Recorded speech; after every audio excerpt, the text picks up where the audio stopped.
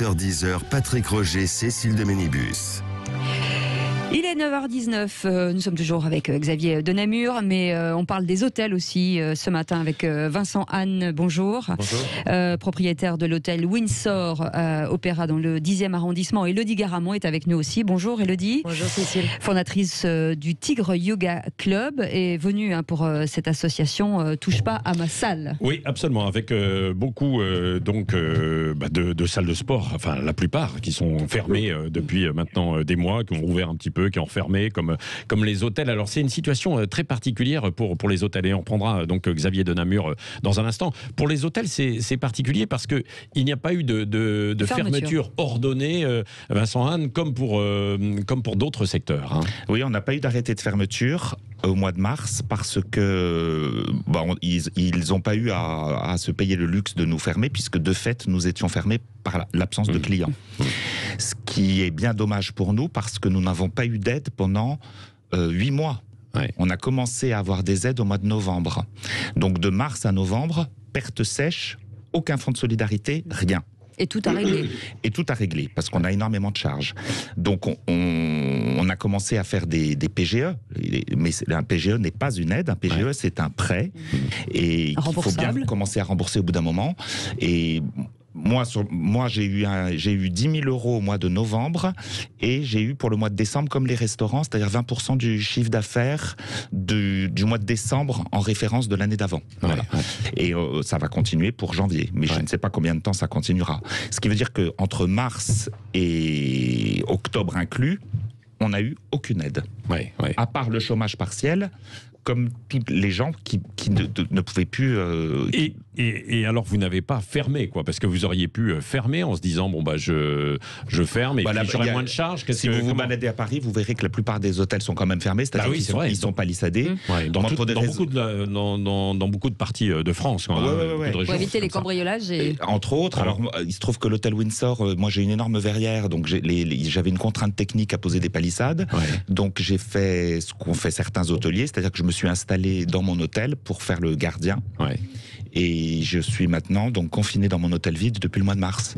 Vide vraiment, ou vous avez quand même un petit peu de visite? La semaine dernière, j'ai eu un client de nuit, et ce soir, j'ai 3 Belges. Mais c'est tout pour la semaine. En fait, en temps normal, je fais à peu près 100 000 euros de chiffre d'affaires par mois. Et là, je fais entre 1 000 et 3 000 euros pour les mois fastes par mois. Donc, j'ai 99% de perte de chiffre d'affaires. Et on ne vous a pas proposé à un moment donné de se dire, finalement, comme c'est une situation difficile, un peu comme pour les restaurateurs, etc., vous fermez, puis il y aura un remboursement du chiffre de votre chiffre d'affaires, enfin à hauteur de votre chiffre d'affaires. On n'a pas eu ça. On n'a pas d'arrêté de fermeture. On est censé être ouvert. Et pour vous dire à quel point ils considèrent qu'on est ouvert, moi, on m'a quand même fait une visite de sécurité de la préfecture de Paris au mois de décembre. Chacun ses priorités. Moi, ils sont venus me contrôler en décembre, parce qu'on est contrôlé tous les 3 ans, avec tout l'aréopage de la préfecture, je sais pas quoi, le pompier, tout ça, pour me renouveler mon autorisation à recevoir du public. Alors, puisque j'étais fermé depuis 10 mois, et avec les confinements successifs, j'avais tout un tas de visites de maintenance qui n'avaient pas été faites, la vérification des extincteurs, la trappe de désenfumage, le système de sécurité incendie, enfin tous ces trucs-là, que j'ai dû faire en urgence pour être au point au moment où la préfecture débarquerait. Bon, donc situation effectivement plus que complexe, quoi, évidemment. Sur les salles de sport, Élodie Garamond, bonjour. Oui, bonjour Patrick. Même chose, les salles de sport sont fermées, mis à part quelques petites dérogations sur prescription médicale, quoi. Mais c'est extrêmement rare, ça, non ? Comme le décret a été pris très vite, sans anticipation et sans concertation, il y a évidemment des petits trous dans la raquette. Donc dans les petits trous dans la raquette, il y a effectivement cette idée qu'on peut ouvrir sur prescription médicale, mais ça ne concerne qu'un certain nombre de maladies, et il faut avoir des professionnels qui peuvent accueillir ce public avec des compétences précises pour répondre à ces impératifs médicaux. Aujourd'hui, on sait très bien qu'il y a, et je ne jette la pierre à personne, qu'il y a beaucoup de personnes qui en profitent, et il y a d'autres fraudes dans la raquette. Si par exemple on propose des activités artistiques comme la danse, on peut rester ouvert puisque c'est une activité artistique et non pas physique. Il faudra m'expliquer la différence. Donc certaines personnes proposent des cours de sport dans les salles de danse, et ça c'est autorisé. autorisés, ce qui est complètement absurde. Et puis il y a les ERPR, il y a les centres de formation. Donc il y a plein de petits trous. Et ce qui se passe aujourd'hui, c'est que toutes les personnes qui défendent la filière du sport et qui s'exposent finalement et se mettent en risque pour les autres et donc restent fermés, passent pour des cons. Parce que nous, on a des élèves qui nous disent je comprends pas, un tel reste ouvert et un tel est ouvert et machin est ouvert. Et pourquoi vous n'y arrivez pas? Et effectivement, pourquoi nous, on n'arrive pas à trouver la petite faille qui nous permettrait de rester ouvert? Tout simplement parce qu'on essaye d'être dans les clous pour défendre cette filière et pour rouvrir légalement, parce que c'est absurde de nous avoir fermés, d'autant qu'il n'y a eu aucun chiffre, aucune étude, et surtout on n'est pas rentré dans le détail des activités. Donc on a considéré qu'on fermait intégralement la filière sport le 25 septembre. Et je rappelle quand même, pour ceux qui l'ont oublié, qu'on était les derniers à rouvrir au mois de juin. Quand tout le monde avait rouvert en mai, nous, c'était le 22 juin, avec des contraintes, des protocoles d'accueil sanitaire qui étaient hyper complexes, hyper coûteux. Où vous avez engagé de l'argent, oui. Mais oui, on a engagé de l'argent, et surtout, ça dégradait considérablement notre offre. Donc les élèves se plaignaient en disant j'ai plus ci, j'ai plus ça, j'ai plus ma douche, j'ai plus mon matériel, etc. Tout le monde a joué le jeu. Il n'y a pas eu de cluster. Il n'y a pas d'études prouvant que nous avons été des centres de contamination, et on nous a fermés le 25 septembre. Donc on a eu le droit à l'été quand il n'y avait personne, c'était hyper sympa, et le 25 septembre on a refermé sans aucune concertation, sans qu'on ait anticipé quoi que ce soit, et on est fermé depuis. Donc aujourd'hui... Est-ce que ça veut dire que ça va changer quand même les habitudes de vos clients, de dire que maintenant ils sont tous allés sur le net, ou ils ont trouvé d'autres manières de travailler? Est-ce que ça aussi c'est pour certaines activités sportives, oui, et c'est là où, quand on a fait le référé liberté, on a demandé à être traité séparément pour les activités physiques sans contact, individuelles et sans contact, des autres activités, parce que pour des salles d'escalade, pour des salles de foot, pour des salles de paddle, bien sûr que quand ça va rouvrir, les clients vont revenir parce qu'ils sont contents de retrouver leur infrastructure. Mais pour le fitness ou le yoga ou le pilate, où on a pris les habitudes de pratiquer en ligne, il y a une offre pléthorique, payante ou gratuite sur tous les réseaux sociaux, l'habitude a été prise avec finalement un certain confort. Chacun s'est organisé, s'est équipé pour pouvoir pratiquer à la maison. Si, quand on va rouvrir, les conditions sanitaires sont trop strictes pour les enseignants et pour les élèves, et notamment qu'on nous impose le port du masque, qui va avoir envie de revenir chez nous? Sincèrement, vous allez avoir envie de revenir 3 fois pour retrouver vos profs et vos copains, mais pratiquer sans matériel, sans aucun service connexe et annexe, et en plus avec un masque, sincèrement, on préfère pratiquer gratuit chez soi sans masque, non? Oui. Bon, allez, on va continuer juste dans un instant après une petite... Minibus.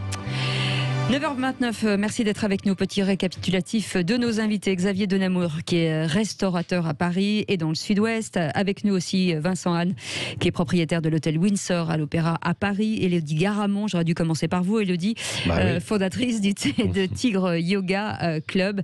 Et vos appels, comme tous les matins, 0826 300 300, vous êtes dans la même situation, ou alors vous êtes un client et vous avez envie d'en parler. On vous attend au standard.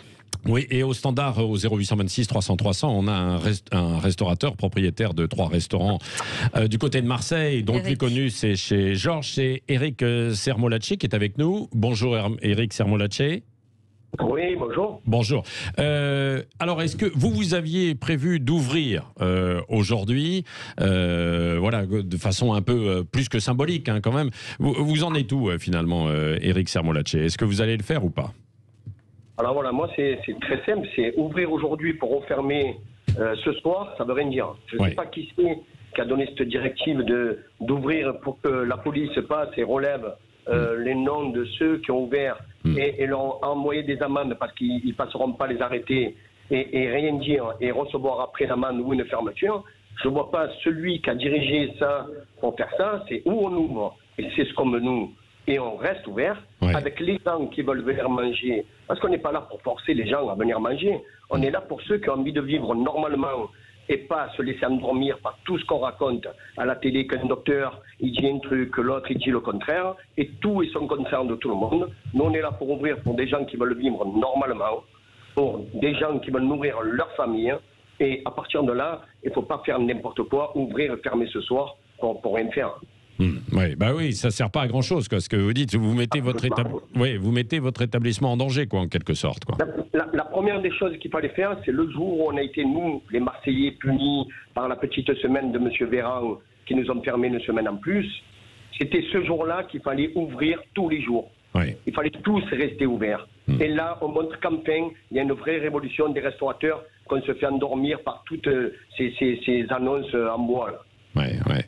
Donc, alors finalement, qu'est-ce que vous allez faire? Vous hésitez encore, Éric Sermolacci, ou pas? Nous, c'est très simple. Le matin, là, depuis qu'il nous arrive tout ça, on est avec un petit groupe d'amis restaurateurs et des gens responsables. Hein. C'est pas des gens jusqu'à présent, ils ont toujours été responsables, ils ont des familles. Et après, il faut complètement vivre et nourrir sa famille. Donc, on est là en train de se réunir et en train de grandir et de monter, entouré par des gens de droit qui travaillent, des avocats, de prendre et qu'on va, on va enfin se mettre en marche et on va tout ouvrir. Ouais. Ah, vous allez tout ouvrir. Ouais. Ah, ben nous, on est en train de se monter là, et quand on est en train de monter un collectif. Et quand on va démarrer, ben, ils viendront tous les jours, ils donneront des papiers de fermeture, pas de fermeture, mais nous on va ouvrir tous, parce qu'on est en train de mourir. Alors il vaut mieux mourir debout. Mais pas assis en train de se faire endormir. Mais pas forcément aujourd'hui alors, c'est ce que vous dites quoi, vous réfléchissez. Aujourd'hui, pour moi, ça veut rien dire. Ouvrir ce matin, fermer ce soir. C'est un truc complètement ridicule. Et on ouvre et on tient. Alors, restez avec nous, Éric Sermolacci. Xavier de Namur, qui est avec nous aussi en duplex en fait, du Sud-Ouest. Xavier de Namur, vous avez entendu Éric Sermolacci. Qu'est-ce que vous pouvez lui répondre par rapport à... On comprend ce qu'il dit, quoi, évidemment. Ben moi, ce que je voudrais demander à Éric, c'est pourquoi les aides ne lui suffisent pas pour attendre. J'ai entendu M. Turillon et d'autres qui disent on veut ouvrir parce qu'on veut le droit du travail. Alors, je pense que le droit du travail, tout le monde là, on est dans une république. Quand les préfectures disent de fermer à 2 heures ou quand vous dites fermer le dimanche pour les magasins, ben les gens ferment parce qu'on est dans une république et on doit écouter, je dirais, le droit. Alors, aujourd'hui, moi, ce que je ne comprends pas, c'est pourquoi rouvrir à tout prix alors que les aides sont suffisantes. J'ai compris qu'il avait 3 restaurants depuis, contrairement aux hôtels, effectivement, qui n'ont pas eu d'aide, et moi non plus, d'ailleurs, les boîtes qui avaient plus de 50 salariés, on n'a eu aucune aide jusqu'au mois de décembre, même pas au mois de novembre, jusqu'au mois de décembre. Mais pourquoi il tient absolument à ouvrir? Pourquoi les aides ne lui suffisent pas pour patienter et pour pouvoir, lorsque l'épidémie et les vaccinations seront, auront fait leur effet, on pourra rouvrir avec les terrasses et tout ça dans de meilleures conditions. Parce que ouvrir aujourd'hui, ça veut dire mettre en péril l'entreprise et ses salariés. Non pas simplement d'un point de vue sanitaire, mais aussi d'un point de vue, je dirais, économique. Parce qu'il est clair que rouvrir dans des conditions précaires, Madame tout à l'heure parlait pour les salles de sport, lorsque vous avez très peu de clients, des jauges à moins de 50% et que vous respectez les protocoles sanitaires, nous on faisait jusqu'à moins 80%. Donc vous ne pouvez pas tenir des affaires à moins 80%. L'État aujourd'hui, effectivement, c'est une béquille, mais en attendant, ça permet de patienter pour rouvrir de manière, je dirais, plus correcte. Et tout à l'heure, pour finir, vous parliez tout à l'heure, à la campagne, ils ont des grandes salles de restaurants, etc. Bah, à la campagne, il y a juste pas beaucoup d'hôpitaux. Et quand vous êtes à la campagne et que vous avez le Covid, que vous avez 80 ans, ou pas parce que vous êtes jeune, vous allez au restaurant, mais vous ramenez ça à la maison, vous ramenez ça à vos parents qui vont voir d'autres gens, soit des grands-parents, etc. Et ben c'est comme ça que se diffuse le virus, se diffuse la maladie. Et on peut se retrouver dans la situation du Portugal, où vous avez les gens qui crèvent dans les couloirs. Moi, j'ai une sœur qui est infirmière. Elle m'a dit qu'il n'y avait personne, même en France, il y avait un problème autour des lits d'hôpitaux. Et en Angleterre, j'en ai une autre, parce que j'ai la chance d'avoir une famille éparpillée dans le monde entier. À Londres, ma sœur, qui est confinée chez elle depuis plus d'un mois, elle m'a dit que c'était absolument une catastrophe. Alors, Eric, où est-ce qu'on veut aller là? Ou est-ce qu'on veut faire autre chose? Eric, alors vous avez entendu Xavier de Namur, entre collègues et restaurateurs. Mais je pense qu'on n'est pas sur la même planète. On n'est pas du tout dans le même monde. Je pense que quand on parle des villages où il y a des personnes de 80 ans qui parlent, dans les villages, quand on leur enlève le bar et le petit restaurant du coin, ils sont en train de mourir dans leur petite ferme. Ils n'avaient que ça. C'était le seul endroit où ils se réunissaient, qui parlaient. Après, ceux qui ne veulent pas, ils restent à la maison. Et c'est normal s'ils ont des pathologies à risque et qui ne sortent pas. C'est comme... Mais par contre, on laisse les écoles ouvertes. Mais pourquoi? À un moment donné, il y a tout le monde qui continue à vivre. Tout le monde va travailler, tout le monde va chez Zara, tout le monde va dans les magasins, tout le monde va de partout.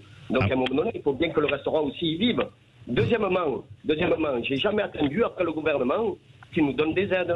Nous, on s'est levé tous les matins, on est allé travailler. On a gagné notre vie, on a nourri notre famille. Et aujourd'hui, on se laisse endormir avec des petites aspirines qui vous donnent 10 000, 12 000, 1 500 euros. J'en ai rien à foutre de ça. Je ne les veux pas, moi. Je ne les veux pas, ces aides. Moi, je veux me lever, travailler et nourrir ma famille, moi. J'attends pas après le gouvernement.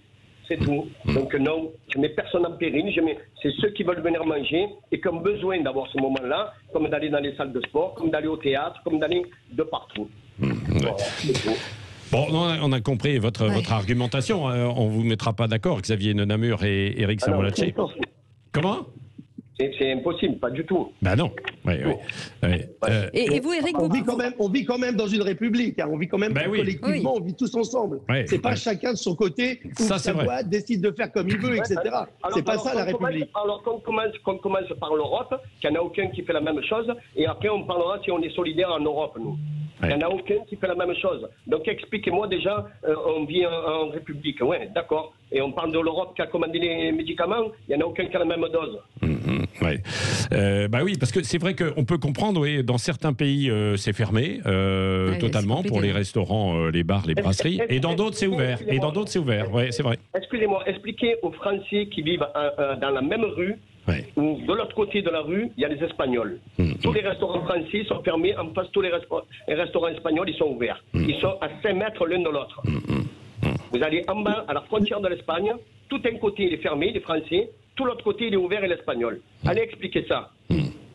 Le nombre de dépôts de bilan en Espagne est phénoménal. Les dépôts de bilan en Espagne des restaurants sont phénoménaux. En France, on a eu quand même l'année dernière, en 2020, moins 36% de dépôts de bilan en moins dans la restauration, qui est un secteur où normalement ça dépose énormément. C'est-à-dire que c'est un des secteurs où il y a le plus de dépôts de bilan. Pourquoi au Portugal, en Espagne, ils sont ouverts? Parce qu'il n'y a pas d'aide.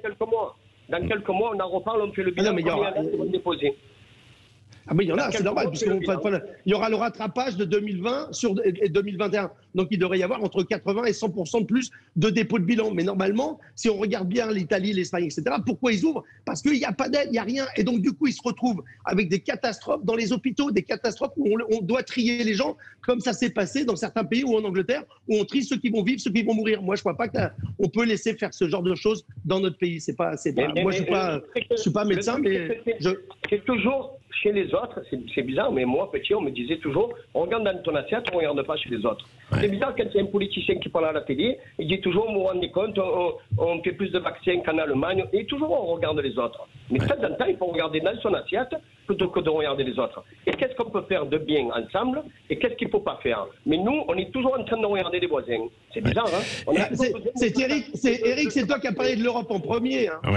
Éric, c'est toi qui as soulevé le problème de l'Europe. Mais parce que tu dis la République, on travaille tous ensemble. Et ça démarre par l'Europe. Maintenant, on est l'Europe.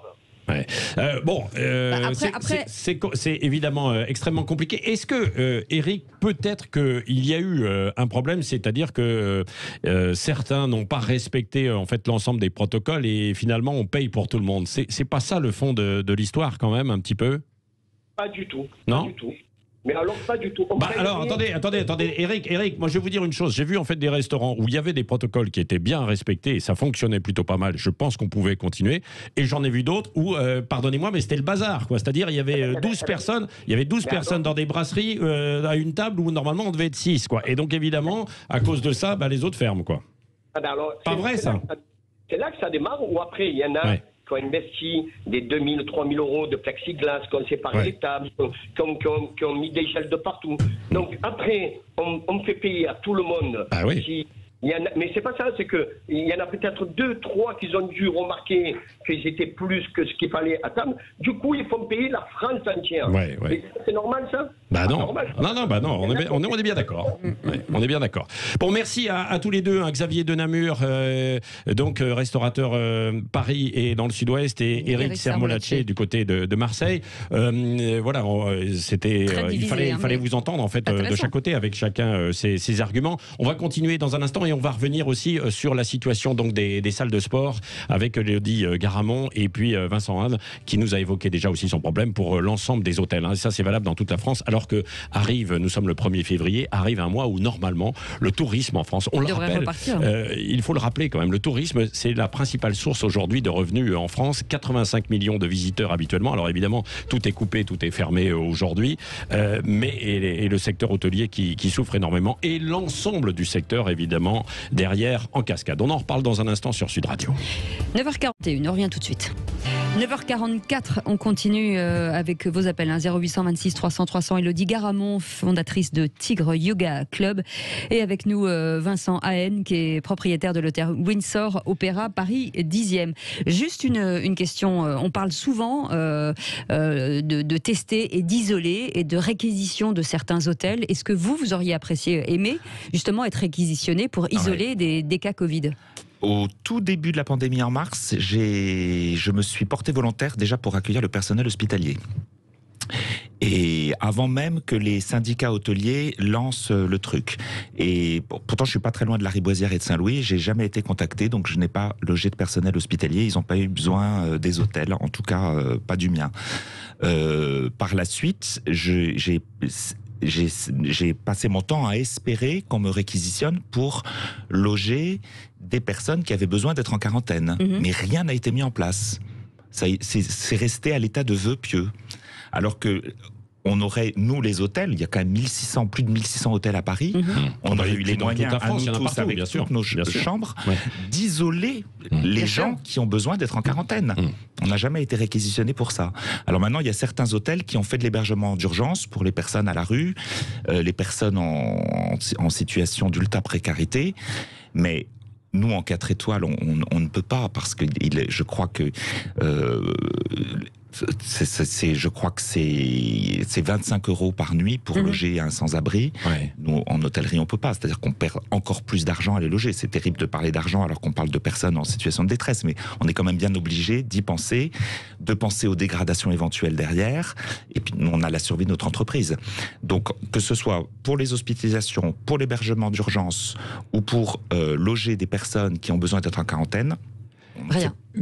Compte tenu en fait du contexte et puis de l'incertitude qu'il y a encore là dans les semaines qui viennent, Vincent Haen, les hôtels, alors les grandes chaînes, elles peuvent tenir plus ou moins parce que derrière, enfin même si c'est un peu difficile, le groupe Accor par exemple. Oui, j'ai déjeuné avec un gros patron d'Accor hier, curieusement, avant de savoir que je viendrais ici. C'est terrible pour eux. Ils ont eu le prêt, le fameux prêt. Oui, ils ont eu un énorme prêt, mais ils ne savent pas du tout ce qui va se passer. Ils sont en train de prendre des décisions terribles. Je ne sais pas si j'ai le droit d'en parler parce que je crois que c'est pas encore officiel, mais ils sont en train de prendre des décisions absolument drastiques, le groupe Accor. Et même, vous savez, à partir du moment, des plans de licenciement, des fermetures, quelle que soit l'entreprise hôtelière, en tout cas, je parle de ce que je connais à Paris, qu'on soit un petit hôtel, un moyen hôtel ou un grand hôtel, ou qu'on fasse partie d'une chaîne, s'il n'y a pas d'étrangers, on ne peut pas s'en sortir. Là, Monsieur Castex a fermé les frontières vendredi dernier. Donc, ce qu'on peut comprendre comme décision. Bien sûr, non, mais ce qu'il aurait peut-être fallu faire d'ailleurs beaucoup plus tôt. Peut-être, très certainement. Mais en tout cas, ça a eu un seul mérite, c'est que moi, ça me permet de voir un peu plus loin. C'est-à-dire que depuis le mois de mars, je ne pouvais pas me projeter à plus d'une semaine. C'est-à-dire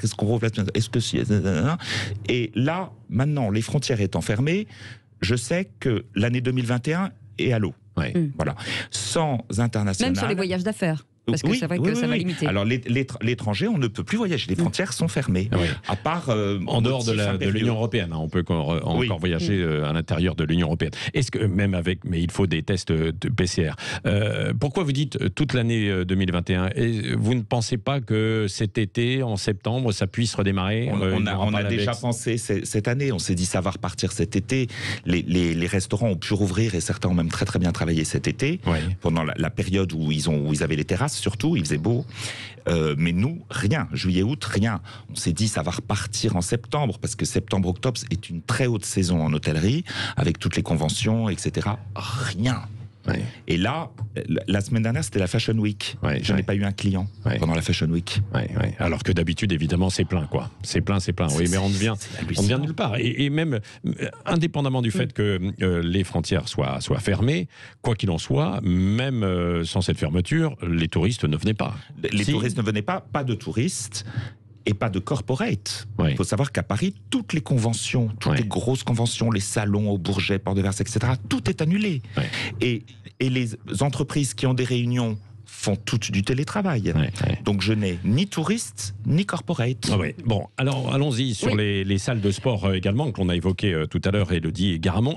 Je sais qu'il y a des discussions quand même avec le ministère de la Jeunesse et des Sports.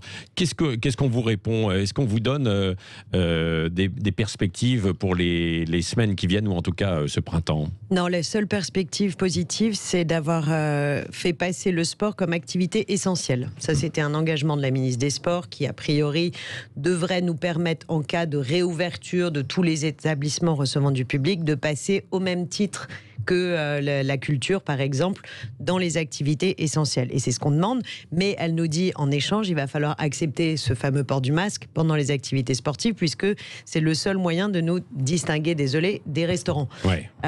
Et de nous désolidariser de la restauration, et donc de dire, on pourrait éventuellement rouvrir plus vite.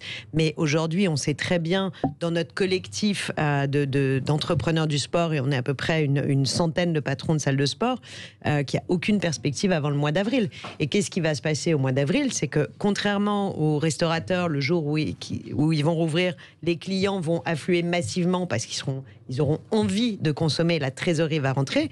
Nous, déjà, on aura été stigmatisés, donc les gens auront peur, parce qu'il y a quand même eu une campagne pour nous pointer du doigt comme étant des lieux de contamination qui est parfaitement non avéré et qui doit être réparé, vraiment. Mais surtout, qu'est-ce qu'on va faire de nos encours clients? Parce que nous, on fonctionne avec des abonnements ou des carnets de cours en fonction de nos activités diverses et variées. Mais ces encours, ils existent. On n'a pas de moratoire pour l'instant. Qu'est-ce qu'on va en faire? Moi, j'ai à peu près 700 000 euros d'encours clients. Je fais comment quand les clients vont revenir? On aura été fermé quasiment 1 an. Donc ça veut dire quoi? Ça veut dire qu'ils vont venir, ils vont consommer, ils auront bien raison et je serai ravie de les accueillir, mais sans payer pendant encore 6 mois, 9 mois, 1 an. Qu'est-ce qu'on va pouvoir faire avec ça? Donc aujourd'hui, on est dans une détresse et on n'est absolument pas aidé parce qu'il n'y a pas de... Rien n'est imposé aux bailleurs, rien n'est imposé aux assureurs. Et on les bailleurs, qui continuent de... Alors, il y a ce merveilleux... Absolument, puisqu'il ne se passe rien. Donc, nous, par exemple, sur les 6 centres que j'opère, il y a un bailleur qui a accepté de nous accompagner en disant « Je vous fais 50% de remise sur votre loyer du premier jour au dernier » et en plus, qui nous encourage. Mais je peux lui dresser une statue dans la cour du Tigre. Mais c'est tout, un seul. Et les autres disent « Mais vous allez avoir des aides sur les charges. » Alors, d'abord, il y a quand même des petits trous, parce que quand on fait pas 1 million d'euros de chiffre d'affaires, ou quand on fait plus que ci, ou qu'on a plus de salariés ou moins de salariés, il y a à peu près 20 000 entreprises qui passent dans les mailles du filet. Malheureusement, j'en fais partie. Donc nous, non, on n'est pas éligible sur l'aide sur les charges, mais par contre, il faut continuer à payer les loyers. On fait comment? On n'a pas rentré de trésorerie depuis le mois de mars. L'année dernière, ça va faire 1 an. On est à moins 95% de perte de chiffre d'affaires qui est compensé à 5% par les cours en digital. Alors tout le monde nous dit oui, mais regardez, vous pouvez faire des cours sur Internet. Alors déjà, il y a quand même une offre qui est devenue pléthorique, et en plus, à quel moment 50 cours sur Zoom à 10 euros le cours vont compenser 650 cours à 25 euros en physique. Enfin, il faut être capable de calculer un peu. Ce qui est fou, c'est qu'en plus, beaucoup parlent de précarité psychologique, où on se dit que le sport est très important, que de sortir, d'avoir une activité qu'on prenait il y a encore 2 ans en disant faites du sport, vraiment faites du sport, mangez des légumes, faites du sport, et aujourd'hui plus rien. Mais ce qui est dramatique, mais vous avez tellement raison, c'est que on est un acteur majeur de la prévention santé mentale et physique. Et aujourd'hui, la santé mentale est en train de devenir un facteur de danger sociétal majeur. On le voit, les gens sont en déprime, en détresse. Ils ont peur. Il y a ce sentiment de désorientation parce qu'on n'a plus aucun repère spatio-temporel. On ne sait pas où on aura le droit d'aller, quand, où, quoi, comment. Et on aurait plus que jamais besoin d'être accompagné par une pratique sportive, de se défouler. On n'a plus le droit de rien faire. Et ce matin, quand on entend cette histoire des 2 roues qui n'ont plus le droit, et je me disais, mais pourquoi ils nous font ça maintenant? On est tous les 2 roues qui ne peuvent plus, évidemment, être doublées. Non, mais c'est un détail, mais les gens sont à bout de nerfs, vraiment, ont peur, ont de la colère, de la frustration, de la peur, des rancœurs, et on impose tout et n'importe quoi. Et on n'a pas le droit de faire de sport. Et on n'a pas le droit d'exécuter. Est-ce que pour terminer peut-être sur cet aspect du sport, est-ce qu'on pouvait faire une distinction entre certains sports que l'on pouvait continuer de pratiquer, où il y avait des protocoles qui pouvaient être respectés, et puis d'autres où c'était un petit peu plus compliqué, peut-être sur des sports co, quoi, oui, par absolument. C'est d'ailleurs ce qu'on avait demandé quand le premier décret est tombé le 25 septembre sur la fermeture des salles de sport. On a posé avec un collectif qui s'appelle Save My Yoga, qui s'est créé à ce moment-là. On a déposé un référé liberté qui a été entendu puisque la présidente du tribunal administratif de Paris avait demandé au préfet de revoir sa copie, justement en rentrant dans le détail des activités. Et nous, on demandait une distinction pour les activités physiques sans contact. Parce qu'évidemment, ces activités-là ne sont pas des activités de contamination. Et malheureusement, il y a le confinement qui est retombé juste avant le nouveau décret que devait déposer le préfet. Ouais. Donc voilà, ça a été que des concours passé de à la trappe. Il devait y avoir des chiffres. On n'a aucune étude chiffrée. Elle devait être, les chiffres devaient sortir. On les a jamais eus. Voilà, le calendrier est plus que malencontreux, mais aujourd'hui, il y a un vrai sentiment d'injustice et surtout d'absurdité parce qu'on est là pour aider les gens, pour leur faire du bien dans une période où ils en ont plus que jamais besoin. Mais est-ce qu'il y avait des salles qui ne respectent, un peu comme pour les restaurants, je le disais tout à l'heure, qui ne respectaient pas tout et résultat, les autres ont payé pour l'ensemble ou pas, non ? Alors, non, je ne pense pas. Je pense qu'il y en a qui ne respectent pas tout. Je pense qu'il y en a qui ont trouvé les failles leur permettant de rester ouvrir. Et vraiment, bravo et tant mieux pour elles. Mais ceux qui ont été, entre guillemets, les clusters ou les contaminants dans le monde du sport, c'est plutôt le sport associatif. Et c'est logique. C'est la 3e mi-temps de rugby. Ouais. Je suis désolée, je ne les pointe pas du doigt. Ouais. Mais les cas contacts, les cas de Covid sont là. Ils ne sont pas dans une salle de yoga. Oui, bien sûr. Dans du sport individuel où on peut encadrer en fait, véritablement les choses. Mais on a une traçabilité qui n'existe nulle part ailleurs. Honnêtement, on devrait servir d'exemple pour tous les ERP en termes de traçabilité, de protocole sanitaire, d'accueil, de prévention des risques. On est vraiment les bons élèves de la classe et on a été les plus punis. Oui. On sait quand les gens rentrent, quand ils sortent et en fait ils ont mais bien sûr, mais surtout, Cécile, quand vous avez un prof de sport, de fitness, de yoga, si vous sentez que vous rentrez chez vous et que vous avez de la fièvre, vous allez penser à le prévenir parce que vous le connaissez, il y a un affect qui se crée avec votre salle de sport ou votre salle de yoga. Si vous êtes passé dans un café, ou vous êtes allé dans un bus, ou vous êtes allé dans un autre ERP, vous pensez à prévenir personne. Ouais. Bien sûr. Oui. Et à l'étranger, en un mot, les salles de sport, même chose, c'était un peu en désordre, quoi, ce qui s'est fait à l'étranger, quoi, non, sur les fermetures. Ça s'est ouvert, fermé. On a regardé les protocoles sanitaires des salles de sport de nos voisins, notamment en Allemagne, et honnêtement, on n'a rien à leur envier. Oui. Merci en tout cas à vous, Élodie Garamond. Donc, vous parliez notamment aussi pour le collectif de Touche pas à ma salle de sport, et puis fondatrice du Tigre Yoga Club. Alors il y a toujours évidemment sur internet quand même on peut suivre des cours et essayer de se relaxer parce qu'il y en a besoin aussi. Merci à Vincent Haen d'avoir été avec nous, représentant du coup d'Hôtelier bien sûr avec votre établissement à Paris, Xavier de Namur qui était avec nous et puis également Eric Sermolacci du côté de Marseille.